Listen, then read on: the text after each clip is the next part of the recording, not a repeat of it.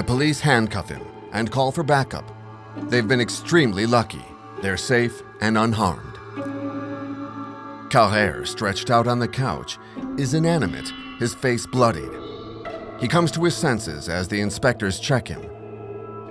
In his pockets, the police officers find a wallet, used subway tickets, and a gold lighter with the initials RL.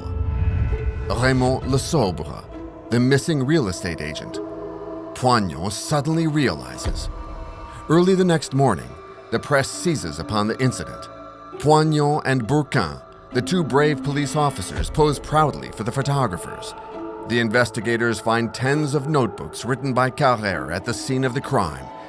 This twist promises the investigation will be long and fruitful. However, who is this foreign murderer unknown to the police, and above all, how did they track him down? Raymond Le Sobre was a real estate agent. A few days prior to the drama, a man had come to the agency.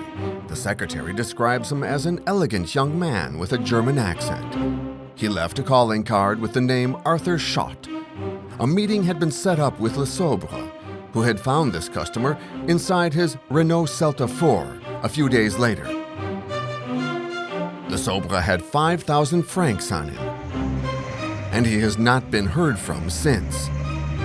On November 28, 1937, Raymond Le Sobre was found killed by a bullet to the back of the neck in the cellar of one of the properties he had shown. Commissioner Primborn was in charge of the matter. He released the description of the suspect throughout France, and it was in Strasbourg that they caught up with Arthur Schott. Donc à partir de cette carte de visite, il cherche qui était Arthur Schott, qui est domicilié à Nice.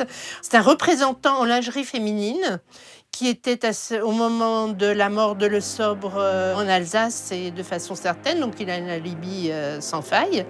Et il déclare que ses cartes de visite sont tout à fait récentes, qu'il n'en a pas donné beaucoup, qu'il en a donné une en particulier à son neveu Fritz Frommer. Donc les policiers vont chercher Fritz Frommer. Fritz Frommer lives in a hotel on Rue Saint-Sébastien in Paris's 11th district.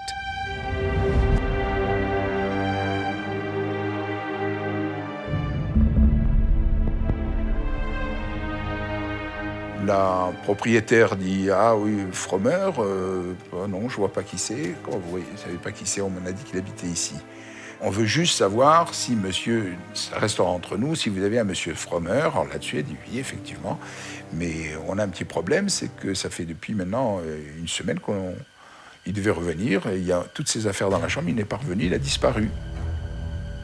Alors évidemment, on se pose la question, comment le retrouver? Elle dit, mais vous savez, il y a une personne que vous pouvez voir, c'est son oncle, il s'appelle Hugo Weber, et il habite à Paris. Allez le voir parce que lui, il voit souvent son neveu. La police se rend chez ce Weber. Weber dit, oui, mon neveu, bon, il a eu des problèmes avec la police, il a été incarcéré en prison en Allemagne pour des activités communistes. Il n'y a qu'une chose qui me vient à l'esprit, c'est qu'il voit souvent un dénommé Carrère, un Allemand, un beau mec, mais un type très très douteux. Frommer had met this Carrère during his detention in Germany. He'd been convicted of attempted kidnapping. Carrère, after serving his 5 years of prison, lived in the suburbs of Paris, in a bourgeois house in Celle-Saint-Cloud. He sold castles, rode in limousines, and was said to have changed his surname due to his criminal record. Frommer had become his private secretary. Commissioner Primborn feels that Carrère could be a good lead for the investigation. He finds his address by contacting real estate agents in Les Yvelines. He lives in a house called La Voulzie in a residential neighborhood of Celle-Saint-Cloud. And thus he sends 2 police officers, Bourquin and Poignon, to carry out the inquiry.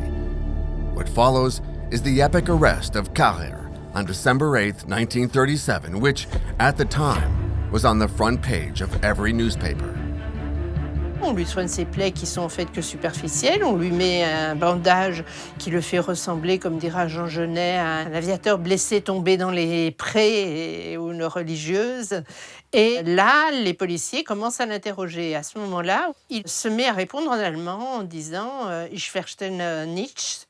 Je ne comprends pas, ils sont un petit peu embarrassés. Heureusement, l'un des policiers, lui, parle l'allemand, donc va pouvoir l'interroger en allemand.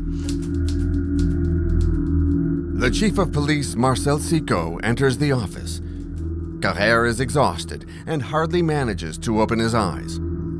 Sicot shows him the 7.65 caliber gun he used to shoot at the police officers, which also corresponds to the weapon used in the Le Sobre murder.